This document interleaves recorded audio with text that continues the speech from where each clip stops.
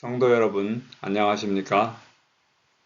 이번 주는 제11과 붙잡히시고 신문 받으심입니다. 기억절 같이 읽겠습니다. 이르시되 아빠, 아버지여, 아버지께는 모든 것이 가능하오니 이 잔을 내게서 옮기시옵소서. 그러나 나의 원대로 마시옵고 아버지의 원대로 하옵소서 하시고. 마가복음 4장 36절 말씀입니다. 이번 주는 마가복음 14장에 나오는 예수님 생애의 마지막 사건들을 다룹니다. 유다의 배신, 예수님의 예언, 예수님의 권외, 또 가까웠던 사람들에게 버림받는 것, 거짓 증언이 판치는 재판, 그리고 베드로가 예수님을 부인한 것과 그의 회개, 이런 내용들을 같이 살펴보겠습니다. 첫째 날입니다. 유대 종교 지도자들은 일반 백성들이 봉기할까 두려워서 예수님을 이번 유월절 기간에는 체포하지 않기로 결정했습니다. 그런데 가룟 유다가 예기치 않게 배신을 했기 때문에 조용한 곳에서 예수님을 체포할 수 있게 되었습니다. 이렇게 함으로 하나님의 시간 계획대로 예언이 성취되었습니다. 마가는 유다가 배신하게 된 동기를 알려주는데 바로 며칠 전에 향유를 예수님께 부은 여인을 보고 드러낸 그의 주체할 수 없는 돈 욕심이 바로 그것입니다. 둘째 날입니다. 6월절은 목요일 해가 질 때 시작해서 금요일 해가 질 때 끝났는데 이때 유대인들은 양고기를 먹었습니다. 예수님도 관리에 따라서 목요일 늦은 밤에 12제자들과 함께 모이셨습니다. 그리고 거기서 예수님은 새 언약을 제정하셨는데 바로 하나님의 어린 양의 몸과 피를 상징하는 빵과 포도즙을 통해서였습니다. 새 언약도 옛 언약과 마찬가지로 피로 확증되어야 했습니다. 예수님은 이 자리에서 세 가지 놀라운 예언을 하셨는데 첫째, 제자들이 그분을 떠나 도망할 것이고 둘째, 죽음에서 다시 살아날 것이고 셋째, 베드로가 예수님을 3번 부인하겠다는 것입니다. 셋째 날입니다.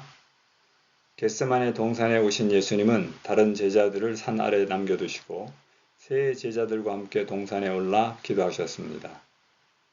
그 세 제자들에게 이 힘든 시간을 견딜 수 있도록 곁에서 깨어 기도하라고 간절히 부탁하셨지만 그들은 깨어있지 못했습니다. 예수님은 괴로움 중에서 하나님 아버지께 앞으로 닥칠 고난을 없애달라고 기도하셨습니다. 그러나 하나님은 아들을 사랑하는 마음으로 그 고난을 없애버릴 수도 있으셨지만 우리를 사랑하셨기 때문에 예수님께서 고통을 받고 죽는 것을 허락하셨고 우리에게 구원을 주셨습니다. 넷째 날입니다. 예수님께서 체포당하시면서 주변에 있던 모든 사람들이 예수님을 떠났습니다. 유다는 예수님의 볼에 입맞춤으로 자신의 배신을 감추었고 또 군인들은 예수님을 붙잡았으며 제자들은 모두 도망했습니다. 특별히 베드로는 다시 나타나서 멀리 예수님을 따르다가 결국 예수님을 3번 부인하게 됩니다.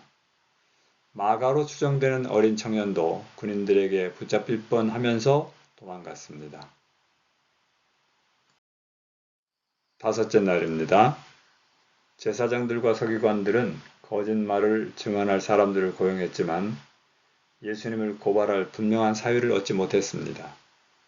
그러자 가야바는 예수님께 공개적으로 자신이 메시아인지 아닌지를 선언하라고 윽박질렀습니다. 이에 예수님은 내가 메시아라고 분명히 선언하셨고 이 말에 모든 사람들이 분노했습니다. 그래서 메시아이면 예언을 하라고 조롱하고 있었는데 바로 그때 예수님께서는 자신이 예언하셨던 베드로가 3번 부인하리라 하는 예언이 성취되고 있는 모습을 보고 계셨습니다. 아쉽게도 예수님처럼 베드로도 자신의 믿음을 검증할 시험을 당하고 있었는데 선생님과는 달리 베드로는 예수님께서 하나님의 아들이심을 부인했습니다.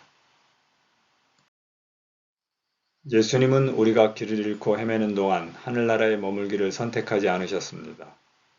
예수님은 비난과 모욕을 당하는 삶, 그리고 수치스러운 죽음을 당하시려고 하늘 궁정을 떠나셨습니다. 하늘의 귀중한 보물들을 다 가지신 예수님은 가난해지셨고, 우리는 그분의 가난해지심으로 부자가 되었습니다. 우리도 예수님께서 걸으신 길을 따라 걸어야 합니다. 하나님의 자녀가 된 사람은 이제부터 자신을 세상을 구원하는 하늘에서 내려온 밧줄의 일부분으로 생각하고 그리스도의 은혜의 계획을 실천하는데 그분과 하나가 되어 길 잃은 사람들을 찾아내 구원해야 합니다. 성도 여러분, 예수님께서 우리를 위해 돌아가셨듯이 우리 주변의 모든 사람들을 위해서도 돌아가셨습니다. 이제 그들도 주님께 돌아올 수 있도록 우리가 빛의 통로, 또 하늘에서 내려온 밧줄의 역할을 감당하십시다.